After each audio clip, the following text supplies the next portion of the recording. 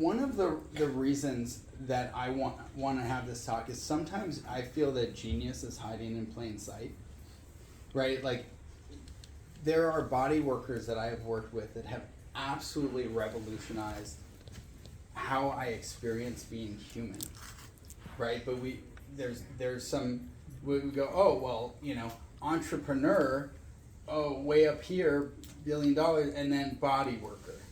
Oh, they're great, and we care. No, the amount of impact that they can have in the world is the same, if not greater. And I say that as an entrepreneur. And so you're like, I think we're up here. Well, yeah, but obviously. We're not the billionaires, all right? But so yeah, I mean, so let's talk about Squish. What is Squish? Squish has become a ubiquitous term for me because it encompasses both texture and action. I think I adopted it because the one thing we're all interacting with at this moment is squish in the form of like couches or beds. Mm-hmm. And the quality that makes it squishy is the ability to adapt and conform to provide support without compromising structural integrity in a gravimetric field that's like differential from our like normative structural like alignment. So if I can translate that into English. So I mean, Squish for you has sort of become a way of life, right? It's soft things that you can lay on, but it's also a way of doing body work. It's a way of engaging. This is really unusual to see you in a chair. Yeah, no, it's actually one of the more challenging things that I do.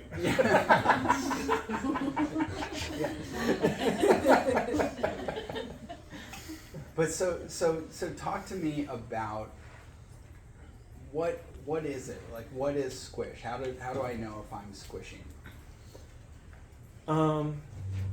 Well, babies are squishy. Yeah. Right.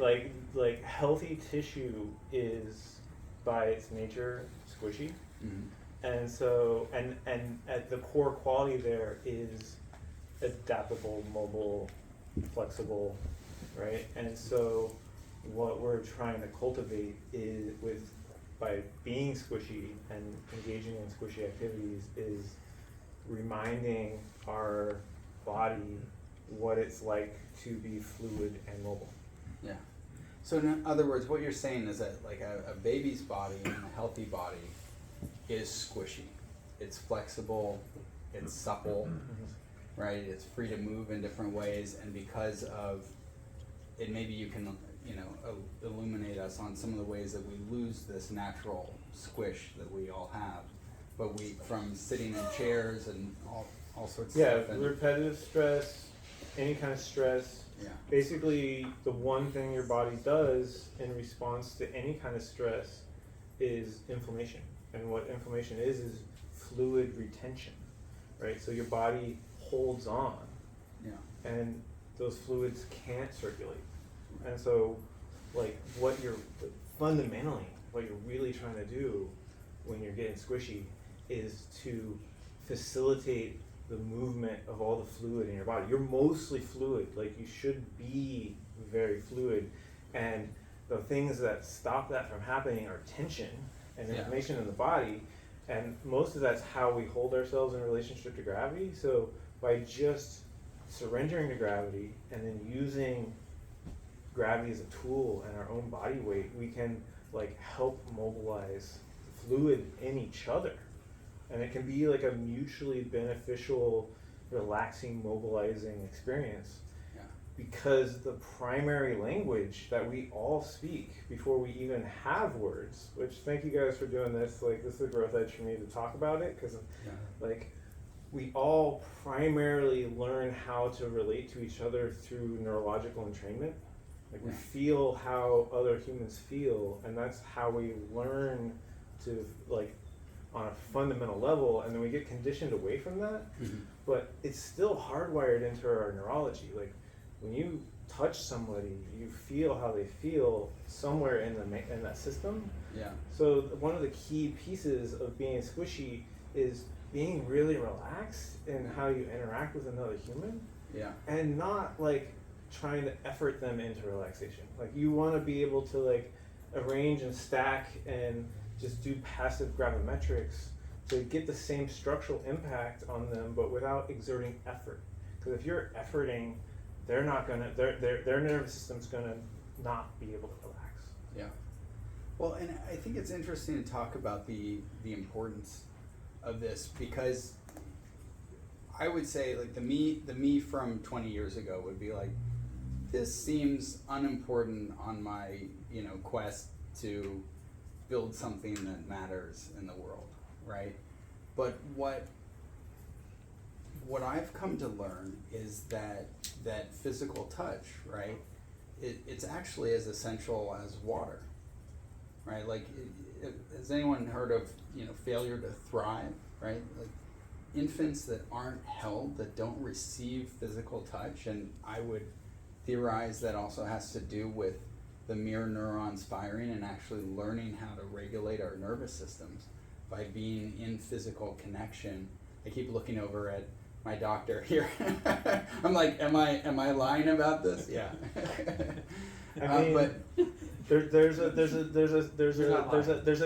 to that. Good. That yeah. is why I devoted my life to the practice of cultivating ways to help people become more comfortable in their body. Yeah. Right? If I can help someone be more comfortable in their body, more of their conscious awareness is going to be in their body. Yeah. So it's my way of literally cultivating more consciousness on the planet by just helping people be more comfortable so their consciousness can actually embody in this plane and they don't dissociate somewhere else. Right. Right. To me, like, this is the thing, is like, it's so fundamental to the experience of being human, to being touched, and yet we have a culture that doesn't allow for the conditions for that to happen, which is part of the reason why we're creating hopefully the safest space in San Francisco tonight, right? And is to nourish that part of us, because if we're not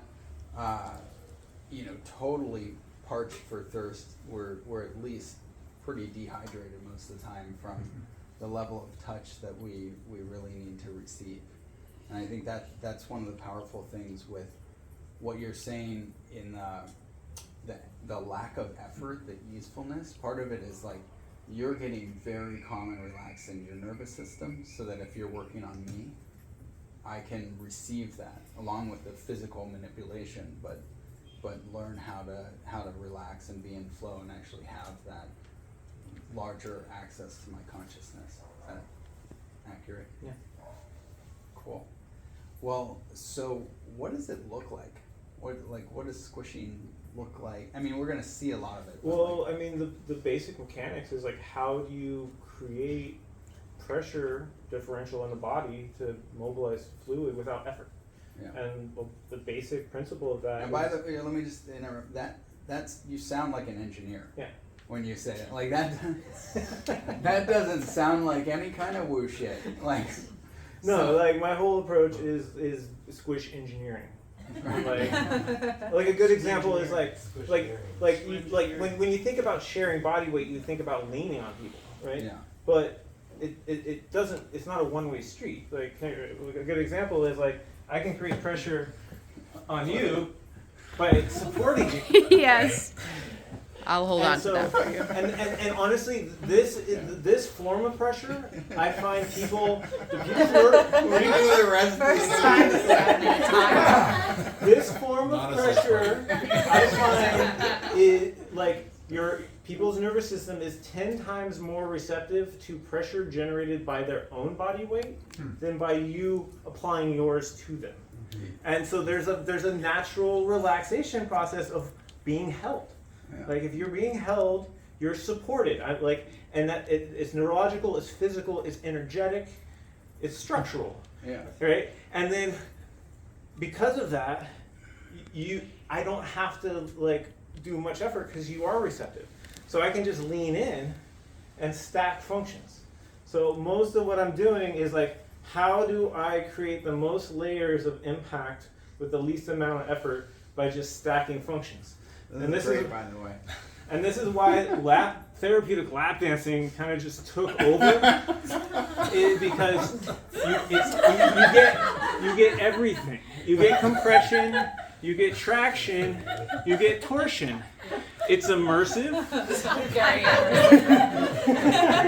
You're killing it. This is great. And the amount of structural leverage you have is insane. Like, you can lap dance 3 people and on this beautiful dynamic platform that's ergonomic, bioresonant. Yeah, see? Yeah. And you don't have it's just a matter of like using enough conscious awareness to just create the alignment of energy, and that's all you're really doing is just following energy. Let me double click on one of those things. did you say 3 people? Does anyone want to jump in here? You have to have the right chair, though. Yeah. I usually use a bench, right? Because part of it is like, you can roll it out, and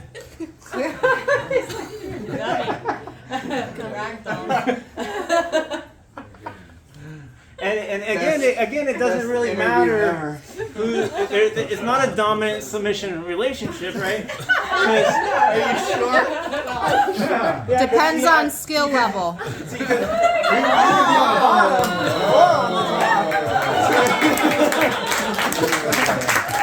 it's still a win-win. Like, I've tried every bodywork modality on the planet, and nothing has decent quad work like lap dancing. I don't know how to rotate out of this.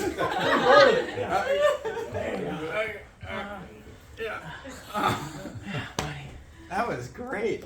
That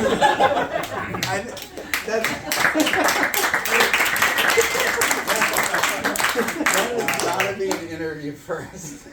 I've never seen that even talk before.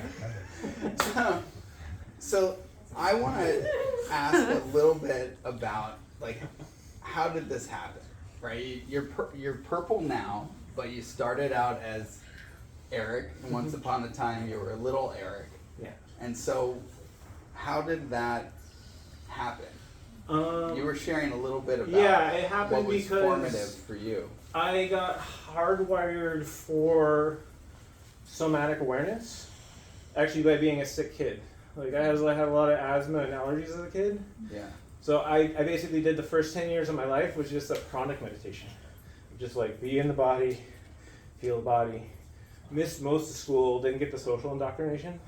So I just stayed in this experience. And now that's interesting to me because you sort of get a choice, right? If you're a sick kid, like you go into the body, and other people might go, "Let me dissociate and leave the body." Yeah.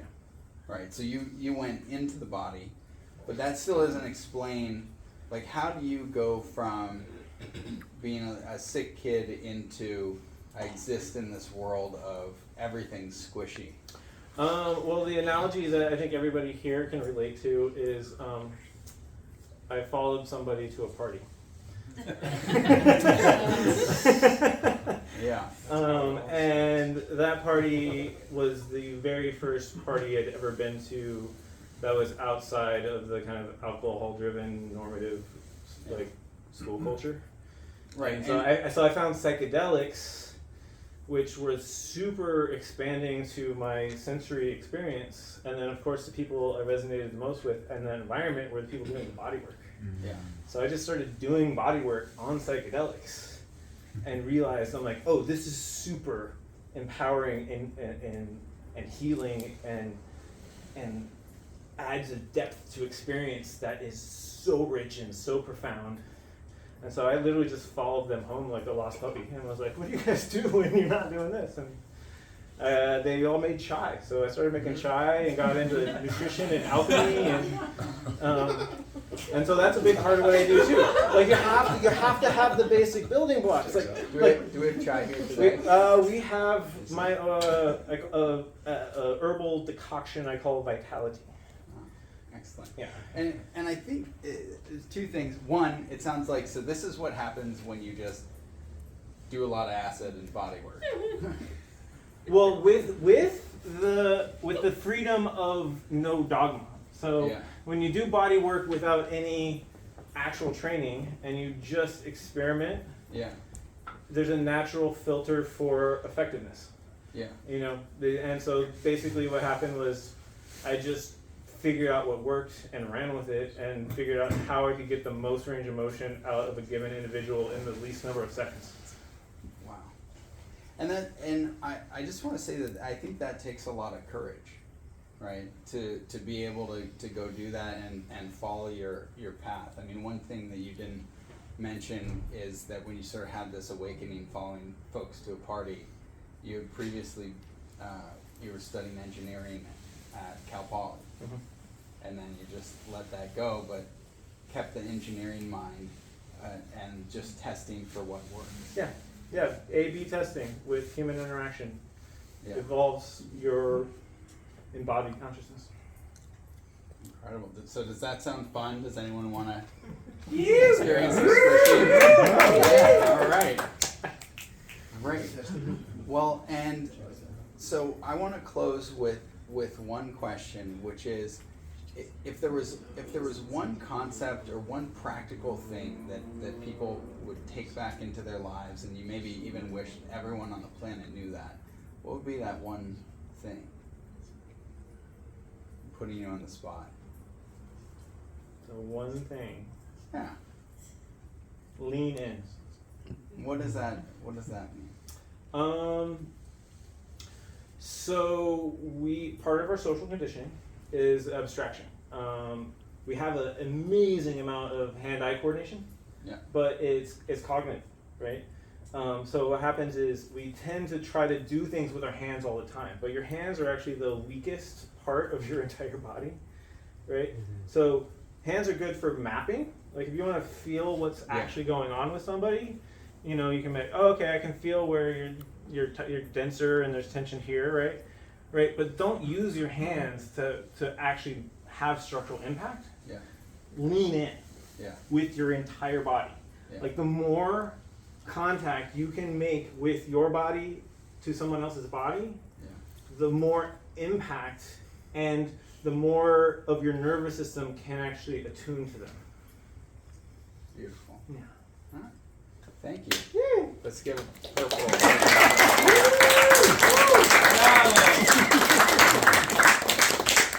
Yeah. Thank you. Yeah, buddy.